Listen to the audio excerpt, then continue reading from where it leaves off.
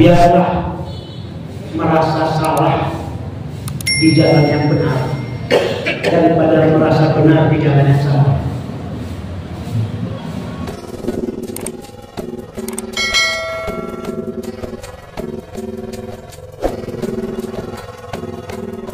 Assalamualaikum warahmatullahi wabarakatuh.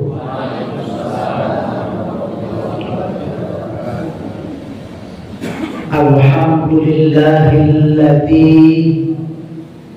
anzala as-sakinata fi qulubil mu'minin liyazdadu imanan ma'a imanihim.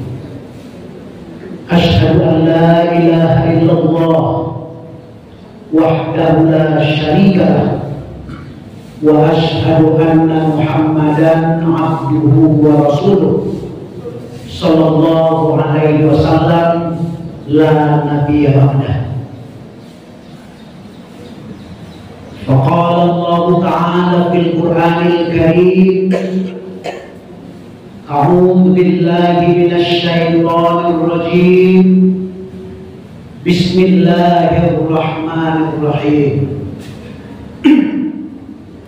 Wasari'u ila maghfiratin min rabbikum wa jannatin 'arduhas samawati wal ardh uiddat lil muttaqin.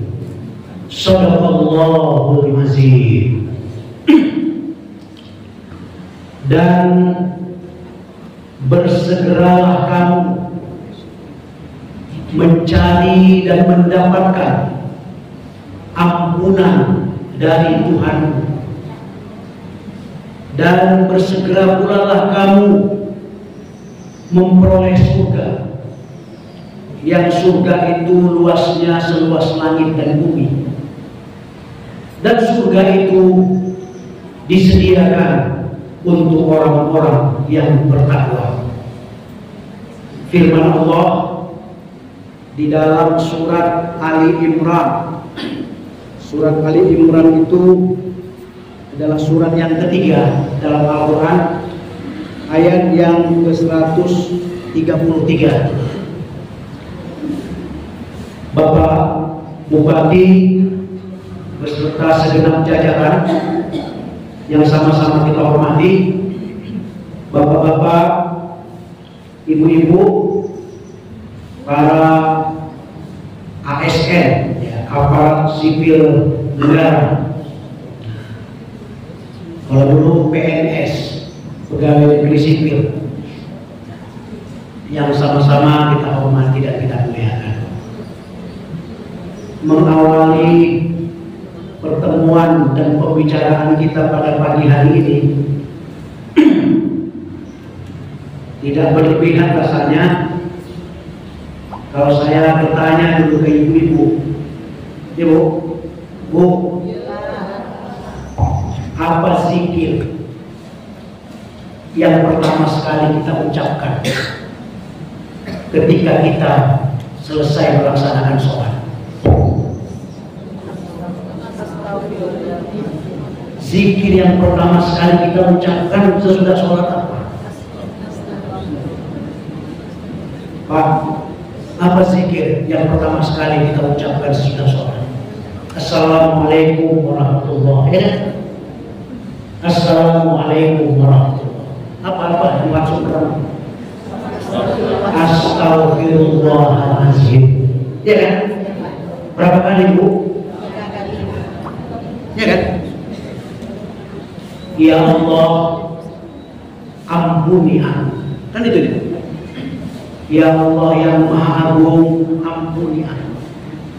Ya Allah yang Maha Besar, ampuni aku. 3 kali. Ya. Bu, Pak, rasa-rasanya, coba kita ingat-ingat. Rasa-rasanya ini nyaris kita tidak melakukan perbuatan dosa ketika sedang melakukan sholat. Nyaris ya? Ya Bu? Kita sholat itu niat menghadap kiblat, niat takbiratul ihram, kan itu. Sudah takbiratul ihram membaca doa iftitah, kemudian membaca Fatihah, kan itu, membaca ayat, ya, kemudian ruku, ya, iktidal, sujud. Rasa-rasanya nyaris kita tidak melakukan perbuatan dosa, ya. Tapi setelah sholat berapa kali kita istighfar, Bu? 3 kali. Kalau sesudah sholat saja yang nyaris kita tidak melakukan perbuatan dosa di dalamnya, pertanyaan selanjutnya Bapak dan Ibu,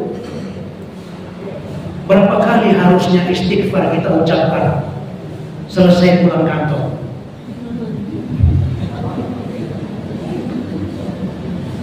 Berapa kali harusnya istighfar kita ucapkan setelah selesai meeting dan rapat?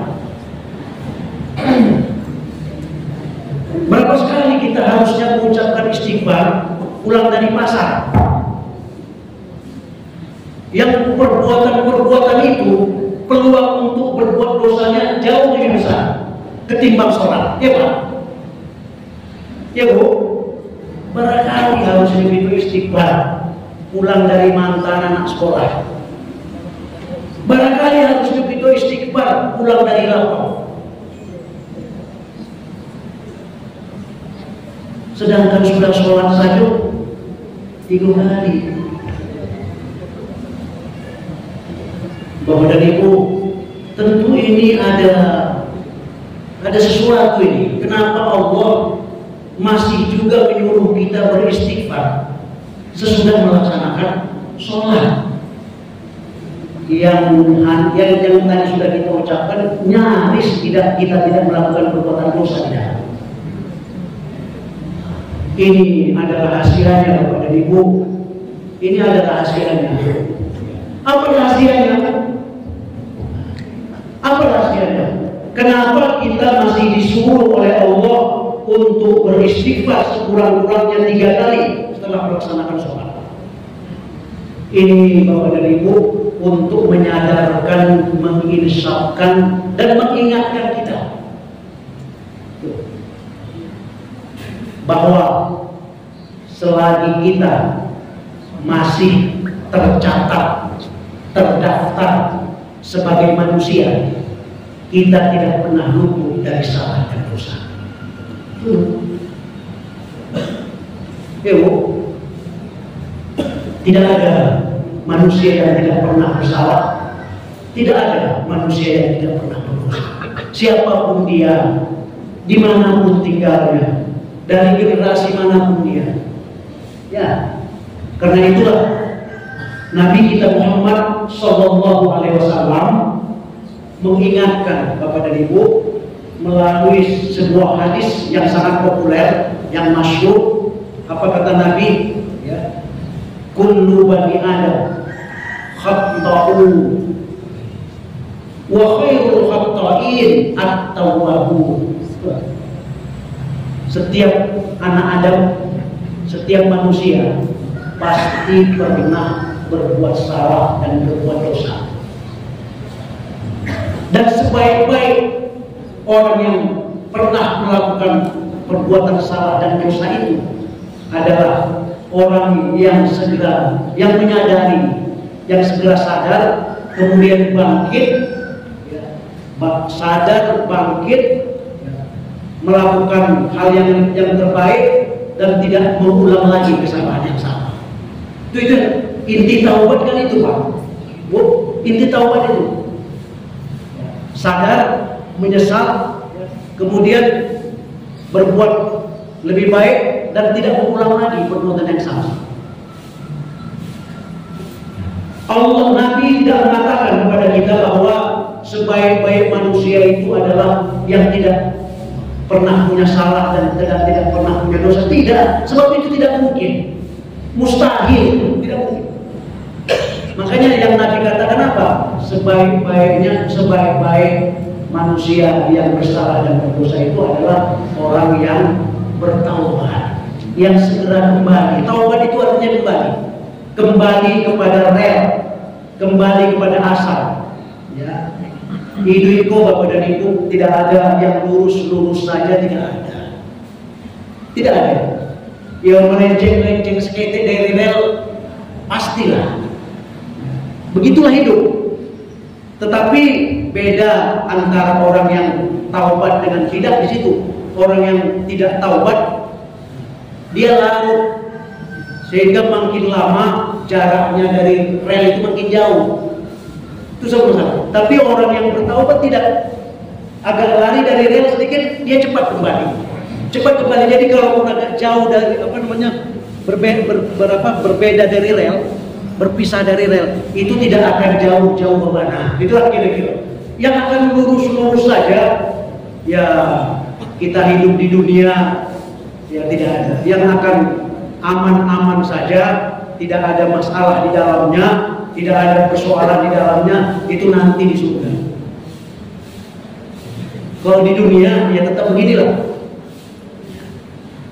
Jadi Bapak dan Ibu, semua kita ini pernah bersalah dan pernah berdosa.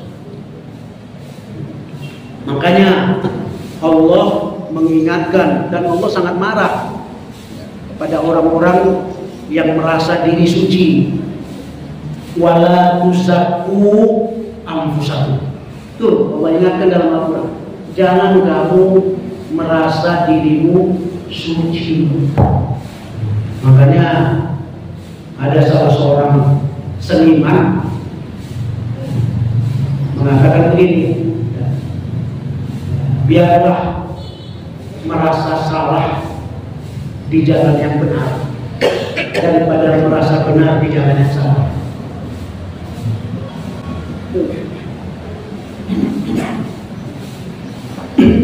Jadi tidak boleh kita menganggap diri kita suci. Dan ini hebatnya Bapak dan Ibu dalam agama. Kalau kebetulan kita punya teman, kita punya kawan, kita punya kolega, kita punya rekan kerja yang mungkin masih tidak bisa melepaskan dirinya dari perbuatan maksiat, dari perbuatan dosa. Apa sebaiknya yang kita lakukan, Bu? Untuk teman kita tadi, apa yang sebaiknya yang kita lakukan? Kalau bisa, kalau kita mampu, dan kalau dia menerima, tentu kita menasehatinya. Kalau dia menerima, kalau kita mampu. Tetapi kalau tidak, apa yang kita lakukan, Bu? Apa yang kita lakukan? Mendoakannya. Doakan dia. Ya Allah ya Tuhanku, mudah-mudahan kawan bobo tapi hidayah. Kan itu. Kita tidak boleh mencelanya, tidak boleh. Mencelanya, mempermalukannya, tidak boleh. Mencacinya apalagi, tidak boleh. Kenapa? Kenapa Bapak dan Ibu? Karena sebejat-bejat orang masih punya peluang untuk menjadi orang soleh, dan sesoleh-soleh orang masih tidak tertutup kemungkinan untuk menjadi orang bejat. Ya Pak. Oh, sejarah sudah banyak mencatat itu Pak. Orang-orang yang masa lalunya gelap, ya.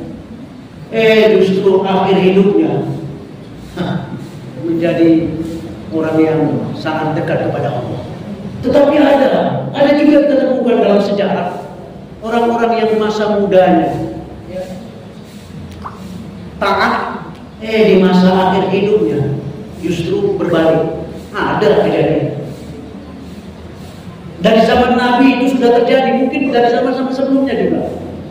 Dari zaman Nabi kita mencatat, ya, tercatat salah seorang sahabat Nabi, ya, yang masa mudanya bergelimang dengan perbuatan dosa.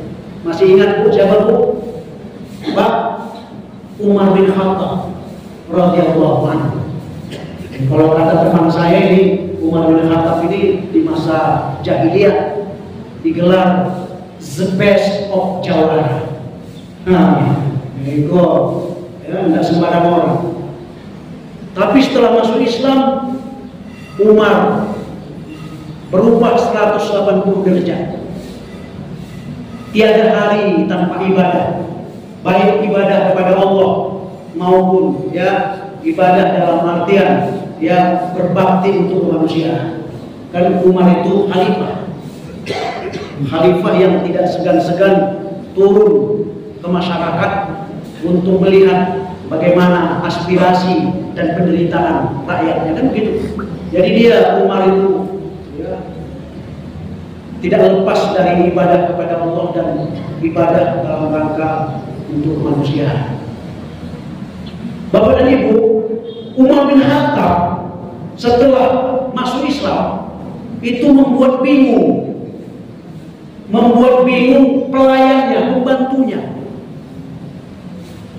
Apa yang dibingungkan oleh pembantunya?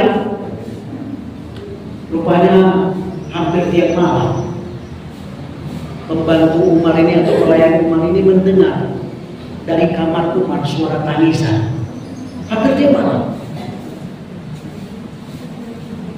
Sehingga dia bertanya, dia kan tidak melihat apa kerja Umar di dalam kamar, tapi yang dia dengar tiap malam di sepertiga malam itu yang terdengar dari kamar Umar itu suara tangisan. Sehingga pembantunya ini tidak tahan, dia bertanya kepada Umar, "Tuan, boleh aku bertanya kepadamu, Tuan? Ada apa?" kata Umar. "Ini Tuan, aku heran melihat engkau." "Kenapa?" kata Umar. "Sejak engkau masuk Islam, kok engkau berubah menjadi manusia yang cengeng, Tuan?" "Loh, kenapa begitu?" kata Umar. "Hampir tiap malam aku mendengar suara tangisan dari dalam kamar." Dia tidak tahu bahwa di sepertiga malam itu Umar melaksanakan sholat malam dan berdoa kepada Allah, mohon ampun kepada Allah dengan air mata yang bercucuran. Dia tidak tahu itu, dia hanya dengar suara tangisnya. "Kenapa engkau berubah, Tuan, menjadi orang yang apa tadi, Bu? Yang cengeng?" Ya kan gitu. Apa jawab Umar? Coba. Apa jawab Umar, Bu?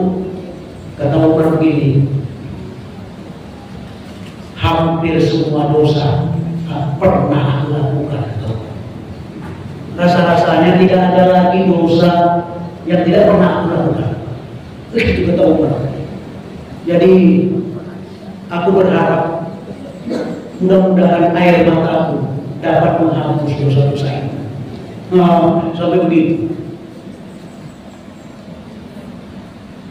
Nah, ini baru timbul pertanyaan lagi, bapak-bapak dan ibu-ibu. Kenapa Umar bin Khattab sampai sebegitunya itu memohon ampun kepada Allah atas segala dosa-dosanya di masa lalu? Kenapa? Kan itu sampai rela dia ya, menghabiskan malam-malamnya di atas sajadah dengan berlinang air mata. Kenapa? Ada apa ini?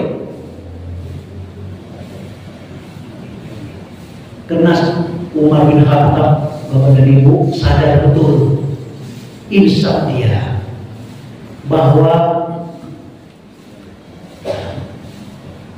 hidup ini hanya bisa selamat kalau mendapatkan ampunan dari Allah Subhanahu wa Ta'ala. Tanpa ampunan dari Allah, hidup ini tidak akan selamat. Hidup ini tidak akan tenang. Bapak-bapak dan ibu-ibu, mohon maaf ini, jangan disangka ya orang itu masuk surga karena banyak amalnya. Ya, amal banyak itu perlu, bukan nggak perlu. Tetapi amal banyak saja nggak cukup untuk masuk surga, nggak cukup. Mau berapa banyak amal kita?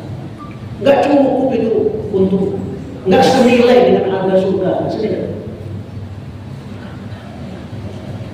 Kalau dihitung-hitung, ibu-ibu, bapak-bapak, dan amal kita, jangankan untuk memperoleh surga dengan amal itu, untuk membalas nikmat yang kita peroleh dari Allah di dunia ini saja tak cukup.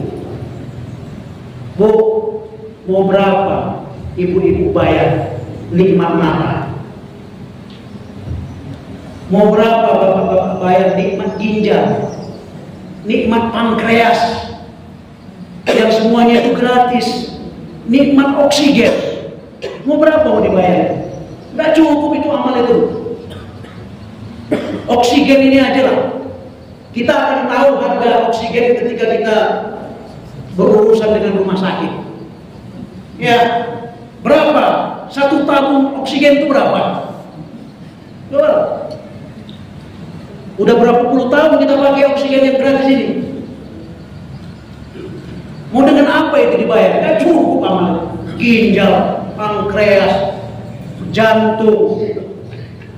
Jantung ini berapa harganya ini? Operasi jantung aja sekarang masih yang masuk yang termahal. Bypass 8 jam. Sama ya, lamanya operasi jantung bypass itu dengan berangkat ke Mekah 8 jam.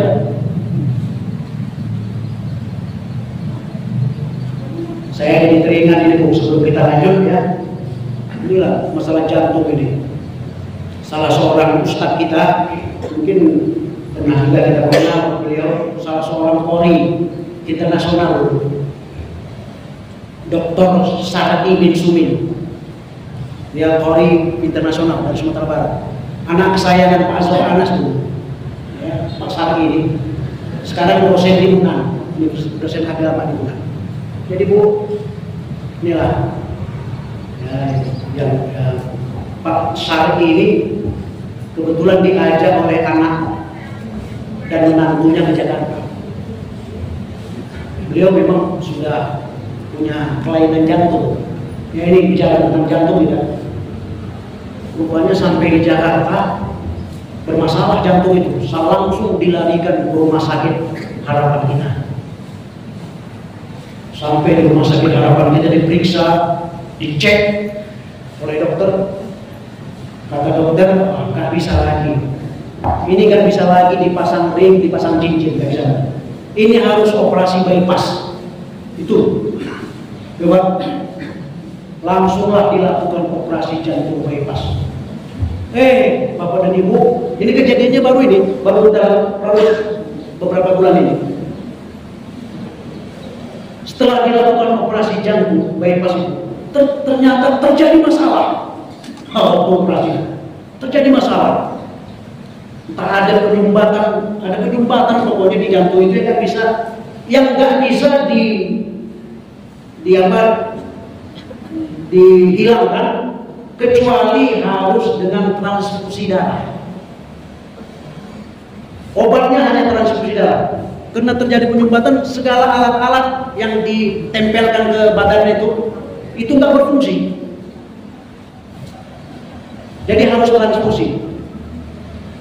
Sebenarnya kan nggak ada masalah dengan transfusi, tapi masalah muncul rupanya darah Pak Sar ini darah yang langka. Golongannya golongan A+. Itu jarang itu. A+. Biasanya kalau orang kita ini, orang Indonesia jarang yang A+. Itu banyak biasanya orang barat yang A+ itu. Wah, itu jadi dokter kelabakan. Ini hitungannya hitungan jam gitu loh. Harus didapatkan darah itu dan darahnya harus darah segar. Nggak boleh darah yang sudah disimpan. Jadi transfusinya itu langsung. Wah, keluarganya sudah hilang akal. Gimana mencari darah golongan A+ itu susah. Akhirnya dengan inisiatif dari beberapa kawannya di Jalan Gatot Subroto Jakarta itu tukang-tukang ojek dimintai tolong. Ternyata sudah sekian banyak diminta, nggak ada yang darahnya A+. Waktu makin dekat juga, waktu makin apa juga. Kalau nggak apa, ya kalau menurut teori kedokterannya lewat lah, begitu dikira kan. Kalau lewat sudah beberapa di stop, diberhentikan tukang ojek, tukang apa di Jakarta itu supaya memang dia nggak ada yang A+.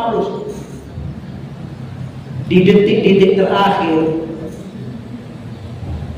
kan beliau di apa namanya ada dijaga oleh perawat. Ternyata perawat di rumah sakit itu kan A+an. Kebetulan terjadi A+an, masuk seorang perawat baru. Jadi perawat baru itu melihat di kamar Pak Syar ini orang begitu sibuk, ya keluarganya sudah ada yang nangis, karena udah sangat dekat waktunya. Dia bertanya kepada dokter yang bertugas, Pak, itu kok kenapa di kamarnya itu? Oh, itu ada pasien yang dioperasi. Jadi kenapa? Ya dia harus kena terjadi penyumbatan, harus ditransfusi, tapi darahnya langka. Apa darahnya, Pak? Darahnya A+. Saya A+. Coba, itu di terakhir. Saya A+. Oke, kalau gitu langsung dibawa, langsung transfusi. Padahal darah yang dibutuhkan nggak banyak, hanya 80 cc. Kan sedikit itu, nggak sampai sebotol aqua. Ini nggak sampai segini, setengah ini. Tapi memang darahnya yang langka, susah. Kebetulan ini, alhamdulillah setelah ditransfusi, seluruh peralatan itu beraktif kembali. Dan Pak Syari itu sehat. Sekarang sudah di badan. Dan dia bertanya kepada temannya, apa katanya kepada temannya? Apalah yang harus saya beri kepada perawat tadi yang sudah menyelamatkan nyawa saya? Kalau uang mau berapa uang dibayar untuk nyawa? Iya kan? Mau berapa? Akhirnya berpikir-pikir Pak Syari ini, kata temannya, ya kalau Pak Syari mau bayar, dia mau berapa miliar mau bayar, akan bernilai. Jadi kalau menurut saya, Pak, kalau Bapak setuju, ya umrahkan saja Pak. Biayai bikin umrah. Akhirnya ya diumrahkan. Apa tadi? Ya itulah mungkin Bu, kalau belum ajal berbatang mati. Nah, tapi kalau sudah ajal, memang nggak ada lagi ya. Baik. Jadi itu Bapak dan Ibu ya, manusia ini tidak ada yang tidak bersalah, itu nggak ada. Kita ini pernah bersalah semua, kita ini pernah berdosa semua. Makanya jangan menganggap diri suci, ya jangan. Kalau ada teman kita, ada sahabat kita, ada kolegi kita yang masih berbuat dosa, kalau mampu nasihati. Kalau tidak mampu dan dia tidak menerima, doakan saja. Doakan baik-baik. Ya mudah-mudahan ya Allah memberi hidayah kepada dia. Nah, karena itu tadi Bapak dan Ibu ya, bahwa sebagaimana sejarah hidup Umar bin Khattab, kita dapat belajar dari situ kan. Ya, Umar bin Khattab itu ya mungkin dalam bahasa Arabnya cingkah orang. Tapi sekarang Bu, kan Ibu sudah banyak ini yang pergi haji, pergi umrah. Justru orang yang dulu mau membunuh Nabi itu, kuburannya berada di samping Nabi. Nah, ya kan? Itulah yang tidak kita sangka itu. Ya, Umar bin Khattab. Kalau di daerah kita ini juga ada peristiwa yang hampir sama. Siapa yang tidak kenal di Bukit Tinggi itu Pak? Dengan Syekh Muhammad Jamil Jambe. Ya, yang sampai sekarang suraunya masih ada di tengah sawah di pasar bawah itu. Dan di suraunya itu sampai hari ini sudah lebih dari 100 tahun masih berjalan pengajian hari Selasa untuk ibu-ibu yang dulu digagas oleh Yen Jambe itu. Yen Jambe itu Parewan, preman besar. Diceritakan oleh Buya Hamka dalam bukunya bagaimana ya bejatnya bagaimana nakalnya, bagaimana jahatnya ini jambe, sehingga pusing kepala keluarganya. Akhirnya anak yang nakal ini taubat dan sekolah ke Mekah. Pulang dari Mekah lah dia menjadi seorang ulama besar. Baik, jadi sekali lagi bapak-bapak dan ibu-ibu, sebejat-bejat orang masih punya peluang, masih terbuka kemungkinan untuk menjadi orang baik, orang soleh. Tetapi ingat, sesoleh-soleh orang yang tidak juga tertutup kemungkinan untuk menjadi orang bejat. Karena itulah bapak dan ibu, kita ini tetap diperintahkan oleh Allah untuk senantiasa berdoa. Di samping tentu saja berusaha ya. Apa doanya yang harus kita ingat? Rabbana la tuzigh qulubana ba'da idh hadaitana wa hab lana min ladunka rahmah wa innaka antal wahhab. Lihat tahu ibu-ibu doa apa bu? Itu doa yang sangat populer. Rabbana la tuzigh qulubana, wahai Tuhan kami, itu artinya janganlah engkau kembalikan hati kami kepada kesesatan. Itu ba'da idh hadaitana, justru setelah engkau memberi hidayah kepada kami. Wa hab lana min ladunka rahmah, dan karuniakanlah dari sisimu rahmat dan kasih sayang. Innaka antal wahhab, sesungguhnya engkau ya Allah maha pemberi karunia. Bu, Pak, ini patut kita pahami bersama. Doa ini kan doa ini terdapat dalam ayat Al-Quran. Doa ini ibu-ibu dan bapak-bapak, ini kalau kita baca di dalam tafsir, doa ini bukan diucapkan oleh orang-orang, bukan oleh sembarang orang, Bu. Doa ini pertama sekali diucapkan bukan oleh sembarang orang. Nanti bisa kita lihat Bu, ya, ayat ini. Doa ini diucapkan justru oleh orang-orang yang dalam Al-Quran diistilahkan dengan ar-rasikhuna fil ilmi. Betul. Orang-orang yang mendalam pengetahuannya tentang agama, orang-orang yang taat. Doa ini doa orang yang taat loh, bukan doa orang yang tidak taat. Gitu. Jadi orang-orang yang taat itu sadar betul, taat dan berilmu ya. Dia taat sekaligus berilmu, taat, sadar betul dia bahwa hidayah Allah yang sudah ada di dalam hatinya itu tidak bersifat permanen. Loh, bisa jadi hilang, bisa jadi hilang. Mereka sangat takut ya, ketaatan yang sudah dia jalani sekarang bisa berubah. Sebab kita ini, mohon maaf kepada ibu, siapa saja kita ini adalah makhluk Allah yang tidak steril, tidak imun dari berbagai pengaruh. Kan begitu Bu? Dan kebal dari berbagai pengaruh. Makanya saya dalam berbagai kesempatan selalu mengingatkan, ya, termasuk kepada diri saya sendiri tentu saja, bahwa kita ini, siapapun kita, apapun jabatan kita, apapun kedudukan kita ini tidak sama dengan ikan. Betul, ikan berpuluh tahun dia di dalam laut, ikan tidak pernah menjadi asin, kecuali ikan asin ya Bu. Ikan asin itu kan sudah diasinkan di luar, tapi yang dari dalam laut asli itu tidak pernah dia menjadi asin, walaupun dia puluhan tahun di dalam air asin. Itu ikan. Tetapi kita manusia tidak bisa begitu Pak. Kita manusia ini tetap saja tidak imun dari berbagai pengaruh dari luar. Makanya di dalam agama, untuk menjaga kesolehan, untuk menjaga ketaatan, supaya kita tetap berada di rel itu, salah satu yang dianjurkan oleh agama adalah agar kita memelihara pergaulan, berkawan dengan orang-orang soleh. Kan begitu. Sebab dengan siapa kita bergaul, Dengan siapa kita berkawan itu sangat menentukan. Kalau kawan awal orang soleh, orang baik, orang yang taat agama, ya maklumlah.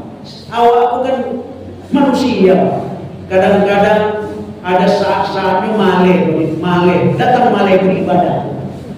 Ada saat itu. Nah, kalau kawan dari orang soleh, nyutari kan juga, sehingga kemalasan tadi hilang. Tetapi kalau kawan justru orang yang tidak soleh, makin aja awak ke situ, kan makin sulit. Itulah salah satu kenapa agama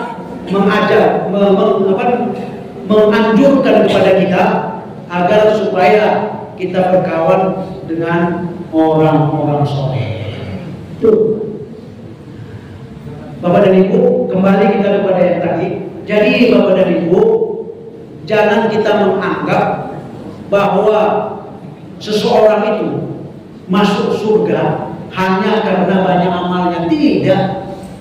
Banyak amal saja tidak cukup, Bu. Enggak cukup. Enggak senilai surga itu dengan amal kita. Lantas kalau begitu, apa sebenarnya? Apa sebenarnya amal apa sebenarnya yang membawa kita ke surga?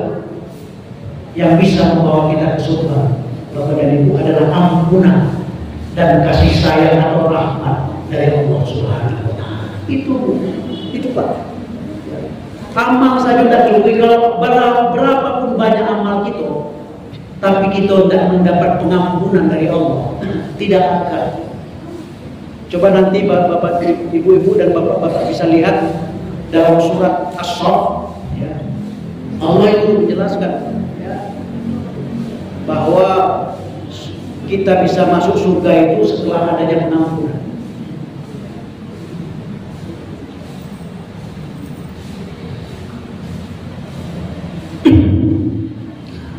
Jadi sekali lagi Bapak dan Ibu, ya, yang bisa memasukkan kita ke surga itu adalah ampunan dari Allah Subhanahu wa Ta'ala. Ya, ampunan. Ya, ampunanlah yang membuat kita, ya, yang membuat kita selamat. Ibu-ibu coba ingat kembali setelah kita mengucapkan astaghfirullahalazim sesudah sholat, apa lagi yang kita ucapkan, Bu? Allahumma antas salam wa minkas salam wa ilaika ya'udus salam fahayyina rabbana bisalam wa adkhilna jannata daras salam tabarakta wa ta'alaita ya dal jalali wal ikram. Kan gitu. Pak, Bu, Aiko, Ustaz Nasbin tentu masih ingat ucapan yang sama, Allahumma antas salam, itu juga kita ucapkan ketika melihat Ka'bah. Nah, coba, ya kan? Ketika kita melihat Ka'bah, yang kita ucap Allahumma antas salam wa minkas salam. Jadi kalau kita lihat urutannya, ya, salam itu, keselamatan itu baru bisa kita dapatkan setelah kita mendapatkan ampunan dari Allah. Sehingga itulah tadi kita kemukakan seorang Umar bin Khattab sampai rela mengeluarkan air mata yang bercucuran di atas sajadahnya karena dia sadar betul hidup tidak akan berarti, hidup tidak akan bermakna, ya, hidup tidak akan mencapai, ya, kebahagiaan yang sesungguhnya manakala hidup tidak mendapatkan ampunan dari Allah Subhanahu wa Ta'ala. Gelisah tawi, itu, ya, gelisah tawi, ya, tidak ada sangat. Makin naik jabatan, dari dulu golongan PA di dalam PB, makin susah saya itu juga. Tidak ada ketenangan, ya. Pitile banyak, tapi tidak ada ketentuan saya. Nah, itu hati-hati Bapak dan Ibu, hati-hati. Tidak ada ketenangan. Lantas yang mau kita cari di dunia ini sebenarnya apa? Apa yang mau kita cari? Tidak ada. Kalau jabatan naik, pangkat naik, eselon naik, tapi rumah tangga tidak ada tentram, tidak ada tangan, bunuhnya apa? Kita kerja bakti tulang siang malam, masuk pagi, absen sore. Kalau kami 2 kali absen Pak. Di kita berapa? 2 kali juga absen pagi, absen sore, kerja siang malam. Semuanya itu untuk siapa? Untuk apa sebenarnya? Itu sebenarnya kalau saya secara pribadi Bapak dan Ibu, saya bekerja siang malam, saya bekerja mencari karir, itu semuanya kita persembahkan untuk keluarga. Kalau justru keluarga berantakan, itu berarti gagal. Jauh-jauh hari Allah kan sudah mengingatkan, yang harus kita utamakan pertama sekali itu adalah keluarga. Ku anfusakum wa ahlikum naro. Naro itu bisa 2 maknanya Pak. Neraka di dunia dan neraka di akhirat. Kita wajib mensejahterakan keluarga kita, kan begitu. Jadi keluarga duluan dalam artian ini ya, bukan dalam arti itu beda, bukan dalam artian di pemerintahan. Kalau di pemerintahan tidak boleh kita mendahulukan dengan keluarga. Itu namanya nepotisme. Itu lain soal. Ya, ini lain lagi medannya. Ya, nepotisme itu dalam bidang pemerintahan, dalam bidang. Tapi kalau di rumah tangga tentu kita harus mendahulukan keluarga. Bahkan dalam agama, ya, kalau kita mau bersedekah kepada orang miskin, didahulukan keluarga kita. Kan begitu. Itu bukan nepotisme kalau yang begitu. Ya, itu tidak ada hubungannya dengan nepotisme di situ. Ya. Jadi sekali lagi Bapak dan Ibu, sekali lagi kita baru akan mendapatkan ketentraman, ketenangan, dan kebahagiaan yang sejati, yang hakiki, manakala kita sudah mendapatkan ampunan dari Allah Subhanahu wa Ta'ala. Maka jangan kikirmu mengucapkan istighfar itu. Sering-sering baca istighfar itu. Ya. Dengan seringnya membaca istighfar, hati ikut menjadi tentram dibuatnya. Ya. Hati menjadi tenang dibuatnya. Ya.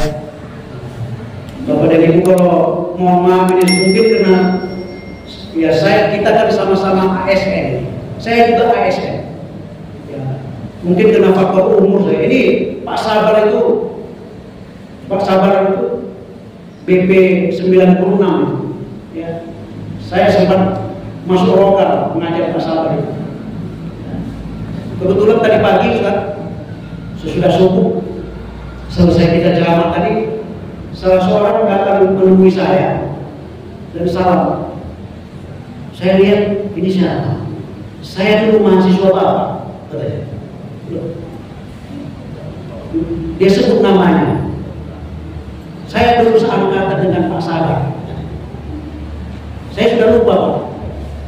Rupanya beliau baru seminggu di sini, baru diangkat menjadi kepala pengadilan agama di Muskapik.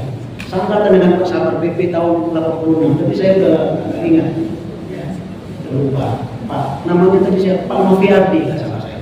Saya lupa menyebutkan kepada Pak Sabar. Maksudnya ada apa dia sudah lupa nggak? Tahu juga, karena baru seminggu. Ya. Jadi itulah Bapak dan Ibu. Kalau dunia ini ya bukan apa-apa, kita perlu dunia, tetapi hidup bukan hanya untuk dunia.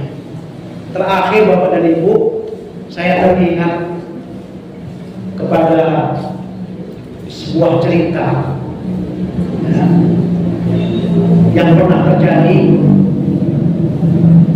yaitu cerita Raja Iskandar Zulkarnain. Ya Pak, Ibu pernah dengar Iskandar Zulkarnain?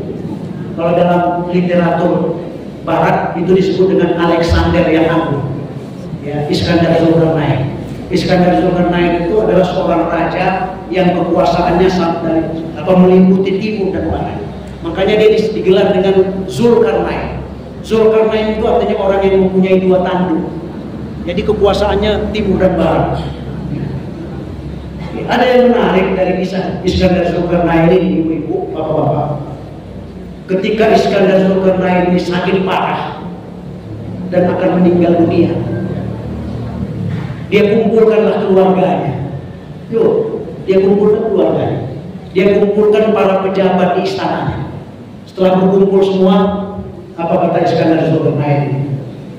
Saya nampaknya sudah tidak lama lagi nih, begitu firasatnya. Ya, jadi kalau saya nanti meninggal, kata Iskandar Zulkarnain, kalau saya nanti meninggal, tolong laksanakan 3 wasiat saya. Ya Bu. Dan saya minta jangan sampai tidak dilaksanakan yang 3 ini. Bapak dan Ibu, lantas salah seorang dari pejabatnya bertanya, walaupun dengan agak sedikit takut-takut, dia kena ini kaisar kan raja. Baginda, kalau boleh kami tahu dan Baginda berkenan, apa kira-kira wasiat yang akan Baginda sampaikan? Kata Iskandar Zulkarnain, yang pertama, kalau nanti aku mati, tolong yang mengangkat peti matiku, ya pakai peti matiku, yang mengangkat dan mengusung peti matiku ke kuburan harus para dokter dan tabib yang selama ini merawat aku. Ya, nggak boleh orang lain. Jadi yang mengusung keranda, kalau begitu keranda atau peti matinya harus para dokter dan tabib yang merawat beliau selama sakit. Itu yang pertama. Yang kedua, kata beliau, kata Iskandar Zulkarnain, kalau nanti aku mati, ya, tolong semua harta kekayaanku yang bernilai dan berharga, tolong dijejerkan di jalan menuju kuburan. Jadi kiri kanan jalan menuju kuburan itu diletakkan harta kekayaan yang berharga yang dia miliki. Itu yang kedua. Yang ketiga dan agak ganjil sedikit. Yang ketiga, tolong ketika nanti jenazahku dimasukkan ke dalam peti mati, tolong keluarkan tangannya. Tangannya dikeluarkan. Mendengar 3 wasiat itu, para pejabatnya kemudian para anggota keluarganya saling lihat-melihat. Alah kok makasih rajo, bukan begitu. Akhirnya salah seorang dari pejabatnya kembali bertanya, Baginda, kalau boleh kami bertanya, dan Baginda berkenan untuk menjawabnya, kira-kira apa maksudnya wasiat Baginda ini, sehingga Baginda mewajibkan kami untuk melaksanakannya? Ya Bu. Kata Iskandar Zulkarnain, begini wasiat saya yang pertama itu. Kenapa saya meminta agar yang mengusung peti mati saya ke kuburan adalah para dokter dan para tabib yang merawat saya? Saya ingin mengatakan kepada kalian semua, katanya, bahwa sekeras apapun usaha dokter, usaha tabib untuk menyembuhkan penyakit saya, tetapi kalau ajal sudah tiba, mereka tidak akan bisa berbuat apa-apa. Ya Bu, sakare hukum usaha dokter, kalau ajal lah tiba, nggak ada. Idza jaa ajaluhum la yastakhiruna sa'a wa la yastaqdimun. Kalau waktunya lah tiba, masuknya lah datang, tidak bisa dipacapai, tidak bisa dipenuhi. Tidak ada. Dokter mau sehebat apapun, ya, dibawa ke Penang, dibawa ke Malaysia, kalau lah ajal, nah itu. Itu yang pertama.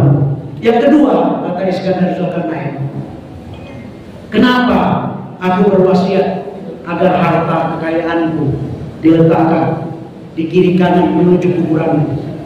Itu juga untuk menunjukkan bahwa sebanyak apapun harta kekayaan yang kita usahakan dalam hidup ini, nanti ketika mati semua harus ditinggalkan. Tidak ada yang dibawa. Orang lain yang akan menikmati itu. Ini akan menjadi warisan.